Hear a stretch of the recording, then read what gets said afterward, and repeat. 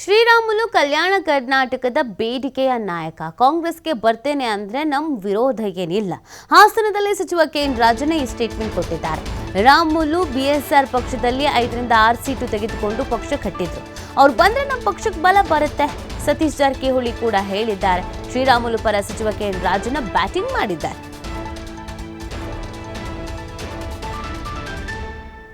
ಶ್ರೀರಾಮುಲು ಅವರ ಪಕ್ಷದಲ್ಲಿ ಏನು ನಡೀತಾ ಇದೆ ಘಟನೆಗಳು ಅದು ನಮಗೆ ಸಂಬಂಧಿತ ಅಲ್ಲ. ಅವರೇನಾದರೂ ಕರೆತರೋ ಪ್ರಶ್ನೆ ಇಲ್ಲ.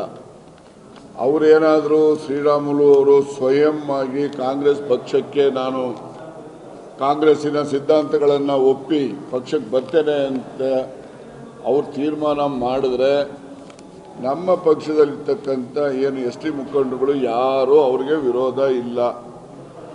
ಸತೀಶ್ ಅವರು ಕೂಡ ಈಗಾಗಲೇ ಅವರು ಕೂಡ ಅದನ್ನು ಸ್ಪಷ್ಟ ಮಾಡಿದ್ದಾರೆ. ಅವ್ರು ಬರೋದಾದರೆ ನಾನು ಸ್ವಾಗತ ಮಾಡ್ತೇನೆ, ನಂದೇನು ವಿರೋಧ ಇಲ್ಲ ಅಂತ ಹೇಳಿದ್ದಾರೆ. ನಾನು ಅವ್ರಿಗಿಂತ ಮುಂಚೆನೇ ಒಂದು ದಿವಸ ನಾನು ಕೂಡ ಹೇಳಿದ್ದೀನಿ. ರಾಮುಲು ಕೂಡ ಒಬ್ಬ ಸಂಭಾವಿತ ರಾಜಕಾರಣಿ ಇದ್ದಾರೆ. ಅವ್ರಿಗೂ ಕೂಡ ಅವ್ರದ್ದೇ ಆದಂಥ ಫಾಲೋಯಿಂಗ್ ಇದೆ. ಹಿಂದೆ BSR ಪಾರ್ಟಿ ಮಾಡಿದಾಗ ಅವರು ಕೆಲವು ಜನ ಶಾಸಕರು, ಒಂದು 6-7 ಜನ ಶಾಸಕರೇ ಗೆದ್ದಿದ್ರು ಅವ್ರಿಗೆ.